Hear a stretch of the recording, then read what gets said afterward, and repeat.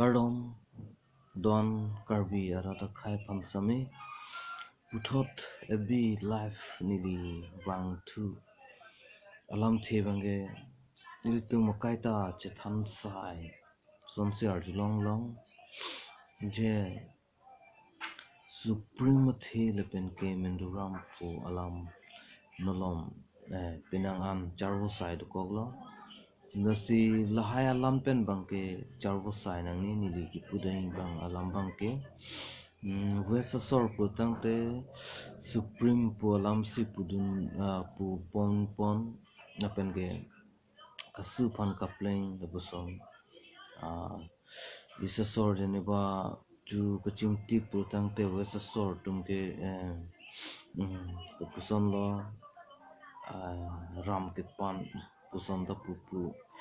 puson pipini alam do pik tik tik kaning je ason son kaprek do sta jar alam non sami arlington chiking anbang ke chiking lavlo sami west alom pusami ajak pen ke Soprim Pen Menduram putake pu atum ta dudu kadogo vema ke Soprim pulakle te bon sitami ajale pusita ayara thi pule pusitami labang su thangbak be athi alam pen ke chibhong sai Charvo sai ke lapson chelang sele tabange chibi beda nangpo ajad le pudam sami athi alam bang chini dam lu tangte chini lo son tak saksi is a sort stami kupilo putangte west dam lu putangte haladak ku pisi munitum amen kachethang ma ku son si kaning jema labang so lambang si haladak bangke ningje dam chonang po ako mithang adim chibang lo putangte mithang along dim is chibang thulo putangte is long ko pima kasuli mate kasolai na solam sin ningje chonang po jong si west long dam pulo tangte mendurama panjong si kupilo Soprim pulo tangte hula menduram nitu mahina thuge menduram to pu Soprim to pu puson si ningje pen Soprim thi chui pusami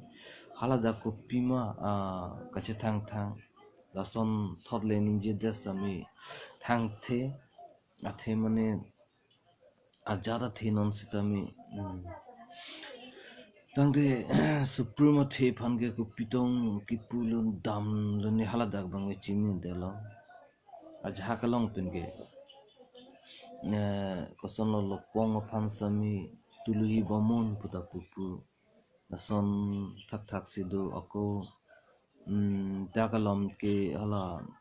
dunia apak arbo phansami voreka joka su pustami west sor to mo phanbange voreka joka su sitami akapreksi dulang puson ta alam penangan arjudam long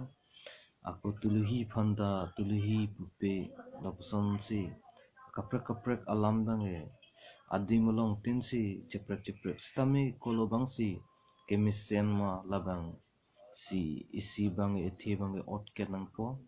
na pen gening chiket nang po pason si nili mathadam aku jong si kopi si otket nang ni labange mithang matha pen si mi lapen ke jong se haladaga hawar along haladaga dim along arong along kupima amen ki ason thak si ilitum pensami damra hangdam nang po arlingtum na son thak si sor bange kupini ason hormu pulatangte halaso hormu endet tahu pupu stami west sor atum phan bange labang so alam bange junoda jula sor munang energy usami junoda athemane west sor tum phan pu tangte la so hormu ki humdam mate la sohor mu nang hum no ju puson si ki pupu la puson do ki en pula tangte hala wesa sor tum phan matha bangke kupilo ke pachor ke palok mate lamjuno khengno somsi apuson si sami ladak isa sor phan lo tangte ki en pula tangte pini hormu vande ba ende ba humde lapuson lo jo si anu tina dimsi chiplek ma la si was le dam lo tangte isa sor bangke ki hum pusi pudam nang po ko wesa sor jong si ladak is long wang lo tangte ki hum adim ki en pu purong te ki en pusi aku ning jinang ko pima haladak kasuli boy mate haladak ko pisi kaning jima prang pen la son tak si ning jinang po la si la puson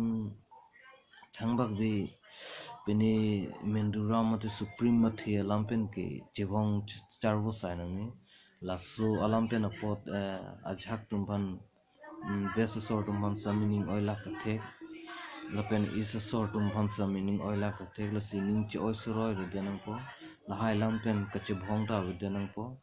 la si ki joglu amuni tum son ke joglu dun de denang po kereset atum kereset lang po son dak si nolom social media lom stami penangan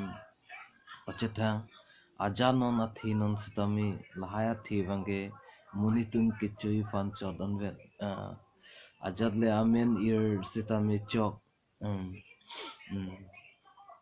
ajat le amen ear stami chok amen le ke thi geli stami ahor mu bang si ke thi athe mune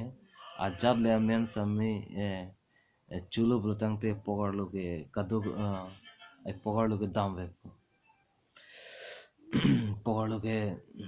lulap no kana ber bange thai labun no nasini li lan se pachini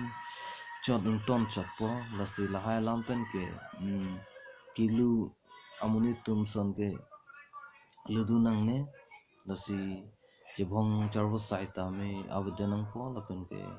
social media along sami lahai ke posabang ke avdesimi ington desimi busi nilihin pen ke chuning retweet lo lagle nitum non ke vang ji ilitum obe ke mitum kopson si ke chingthur ji kopson si paprang ji na pen mi thang la karbiang long a dedalong ke charibo matum kopson si charini ma kopson si Khei pan Chelang ni ma chinghon ni ma lahai silang nang po lapen non lom ke lang lo putang te areng ke thia tum sami penang am stami kopilo kapaching thur asai ke deng jigali suarlu atum phan kapaching thur ya sai bang si deng chan chalo penivina our size tami lapen pini ason rapalok palap cheta sarlu tum phansi ari bangke kerabi phan ke pajir paprang nalo si lapuson alam guli khaya phan putangte kadoko ve khai phan sami kerabang pajir po asi nilihin bangke lansi chuning ri bangke padok chot po lansi than pachini chot po chok che don pus sami nang li tumpen diak deno lam si nilin lam ning chepen nilin ton ko bi ko kurwang